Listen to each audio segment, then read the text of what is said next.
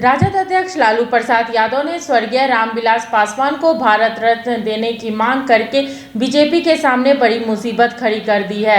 भारत रत्न देने के सवाल पर बीजेपी दुविधा में फंस गई है। बिहार के पूर्व मुख्यमंत्री और राजद अध्यक्ष लालू प्रसाद यादव हमेशा अपनी सियासी चालों के सहारे विपक्षियों को मात देते रहे हैं। भले ही लालू उम्र के इस पड़ाव में अब राजनीति के मैदान में मार खा रहे हों, लेकिन एक के बाद एक उनकी बाजी निश्चित रूप से उनको मजबूत करती हुई दिखाई देती है। पिछले दिनों दिवंगत नेता रामविलास पासवान को भारत रत्न देने की मांग करके उन्होंने बीजेपी के लिए सांप और छछूंदर की स्थिति में डाल दिया है।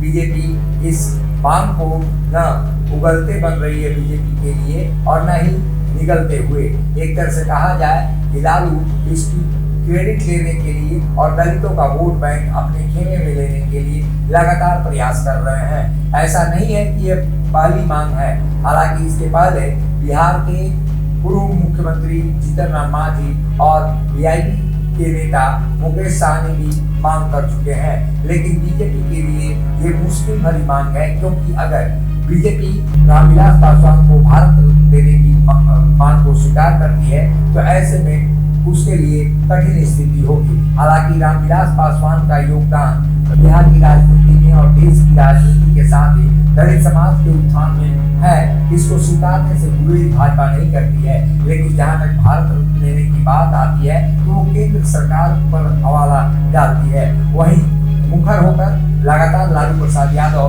अब मांग कर रहे हैं कि दलितों के इतने बड़े नेता को अब भारत रत्न दे ही देना चाहिए। और ऐसे में ये स्थिति दिखाई देती है कि वोट की राजनीति में कौन कहां खड़ा है। पासवान जी साधारण नेता नहीं थे, गरीबों के मसीहा थे, दलितों के मसीहा थे, अल्पसंख्यक के मसीहा थे। जिंदगी व पूरे जीवन भर में उन्होंने सामाजिक न्याय के लिए मंडल कमीशन में भी ये थे, उसी समय लागू हुआ था मंडल कमीशन।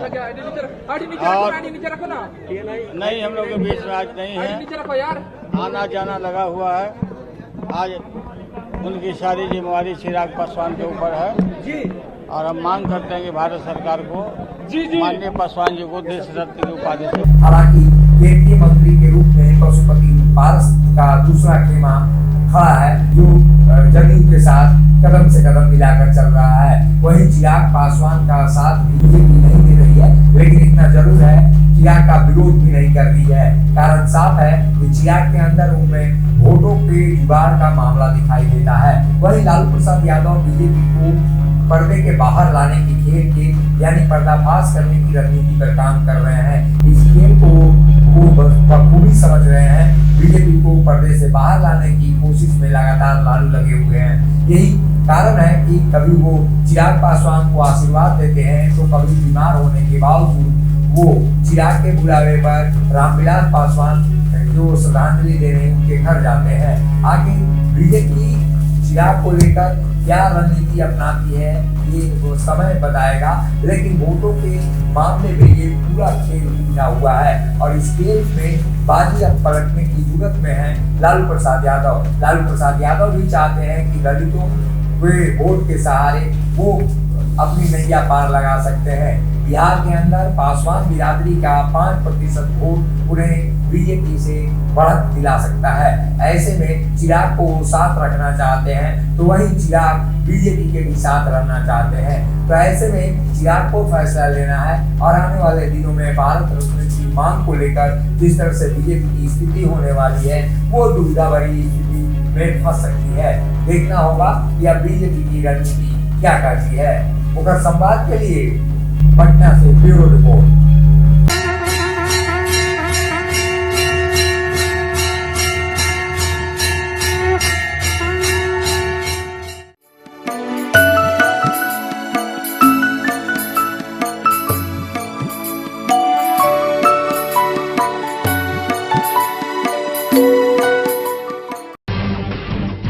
जब टूटती है आस, जब थकती है सांस, जब रूठते हैं अपने मुंह मोड़ता है जमाना, जब अंगड़ाई लेता है संकल्प फिर बनती है कहानी।